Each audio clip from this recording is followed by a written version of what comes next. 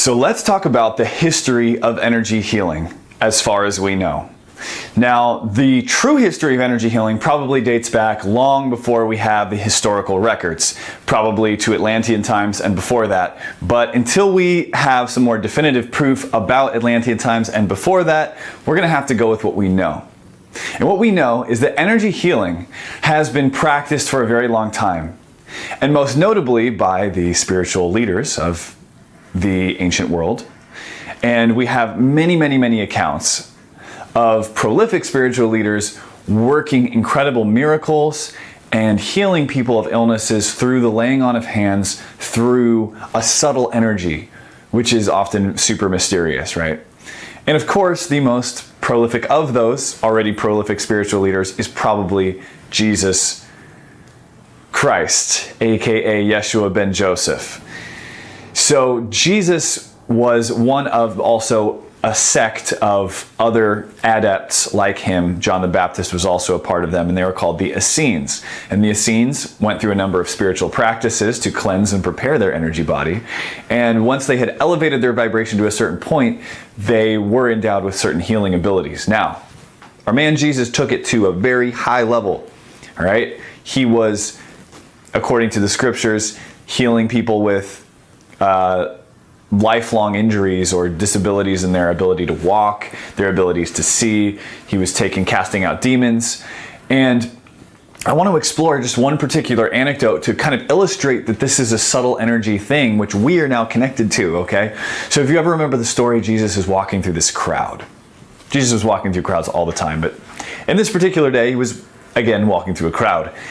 And lots of people were rubbing up against him, pushing into him probably. It was very crowded. His disciples were there. And all of a sudden, he stops everybody. He says, "Stop, who touched me?"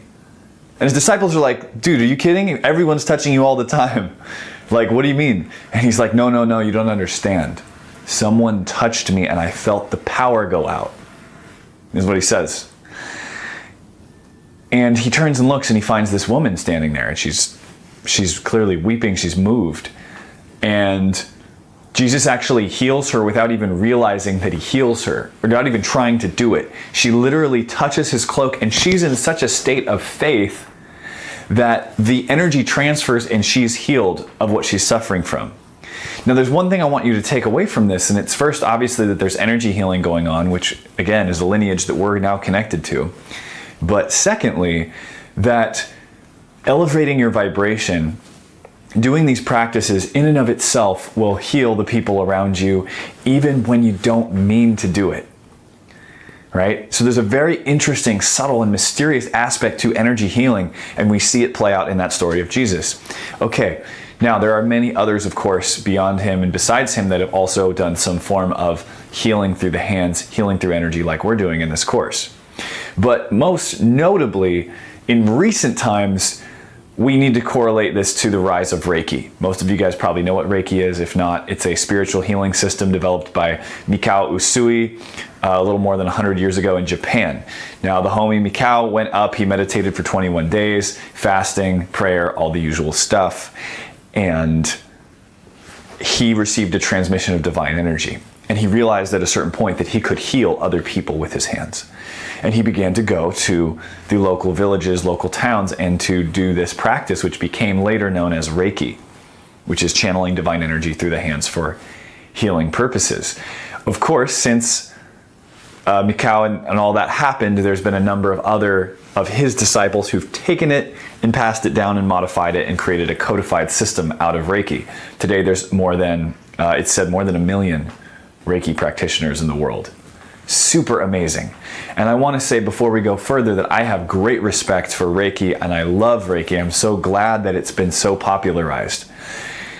With that said, though, and here comes the kicker, Reiki is still in its infancy of understanding how energy healing really works. And Reiki, while being an amazing practice, has certain limitations, aka it's a system, it's a structure, and it basically takes you through a series of steps where you lay your hands in certain positions, and it's the same for every session, it's the same for every client. But let me ask you something. Every one of us is different, right? every one of us and what we're dealing with in our lives is different, right? So why would we treat everybody the same with the same hand positions, relatively the same timing? And to me, after my training, which I'll talk about in a moment, I've discovered that taking a unique approach to each client is important. That acknowledging the differences in the energy body of each client is important. And as you train and practice and study with me and on your own, you'll develop this understanding of how everyone is unique and needs to be handled a little differently. My system that I'm teaching you was both what I've learned in my own practice for the last 10 years, starting with my initiation at Mount Shasta, at Red Tent Therapies. Shout out to Abby, shout out to Jack, wherever you guys are. And I began working with the energies then, and so I'm going to be sharing a little bit of that, but since then I have changed, modified, and created my own system that I feel works really well. And my clients do too. So we are in a long line of energy healing that has been going on from time immemorial, passed down. The Reiki tradition continued that, and today we're continuing to grow and expand and to deepen our understanding of how energy healing works and what is actually going on when we're channeling these higher vibrational energies through ourselves and into other people for the purpose of healing. Whew.